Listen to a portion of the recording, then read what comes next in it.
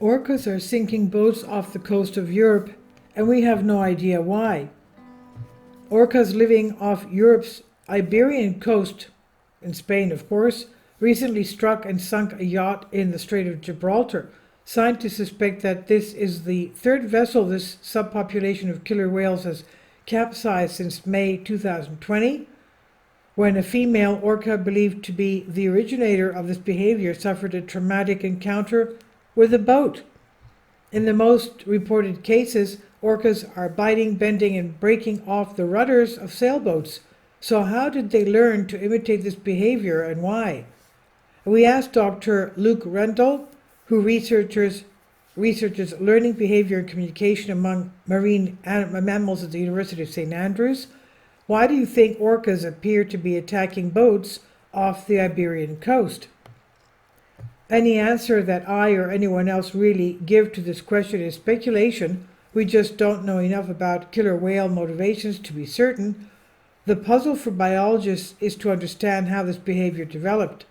The lack of obvious fitness-enhancing awards like food, for example, means this is unlikely to have evolved because it enabled the whales to better survive in their environment. And that's what we could call an adaptive trait. It confers a direct evolutionary benefit by helping the animal find food, mate, or successfully raise offspring. But I can say what this behavior looks like. There are multiple accounts of single and groups of orcas developing idiosyncratic and not obviously adaptive habits. These range from one group engaging in what seems like a short-term fad of carrying dead salmon on their heads to another vocally mimicking sea lions. There may be an adaptive outcome to convincing sea lions that you are a sea lion too, not a ferocious predator, but there's no evidence of this occurring. There are other kinds of behavior that do appear to bring rewards. For example, captive orcas learning to regurgitate fish to use as bait for gulls, which they apparently prefer to eat over the fish. But the origin and spread of these boat attacks currently fits very well with the characterization of a temporary fad, and it remains to be seen how long it persists.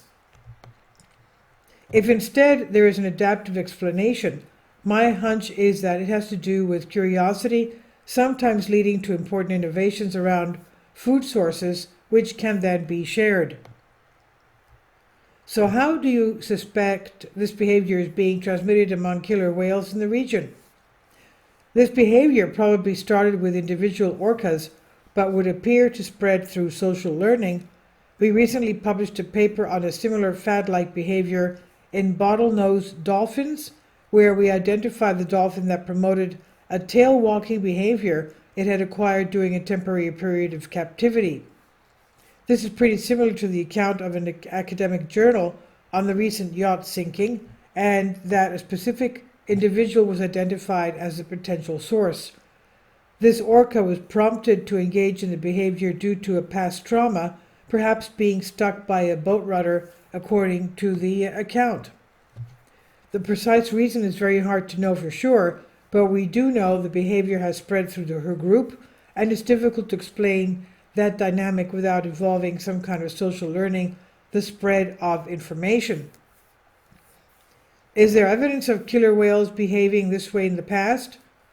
I have experienced orcas swimming very close to our boat in the waters near St. Vincent in the Eastern Caribbean. During a recent survey, our vessel, like those involved in these interactions, was about the size of a large whale humpback, for instance. Maybe they were investigating us, but it never escalated to any kind of physical interaction. My impression was that they were interested in the boat's propeller and the currents it created. They came so close on one occasion that we had to take the engine out of gear to prevent any injury. So approaching boats is not novel. Damaging them in such a determined way is, however, not something I have ever heard orcas do before. It is, of course, known to happen in other species, notably sperm whales, giving rise to the story of Moby Dick, a combination of accounts of a white whale off the South American coast dubbed Mocha Dick, and the account of the whaler Essex, sunk by a large sperm whale in equatorial waters. The subpopulation of orcas responsible for these attacks is critically endangered. Do you think the group's conservation status is relevant in some way? I don't think it's particularly relevant to the origin and spread of the behavior, but it is highly relevant to how we should manage this population. If these killer whales continue attacking boats, it would make protecting them harder.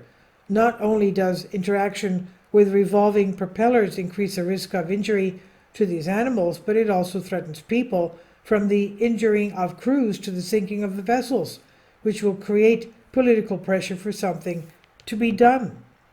Of course, small vessel operators do not need to navigate the areas along the Atlantic coast of Spain and Portugal, where these interactions with orcas have been happening.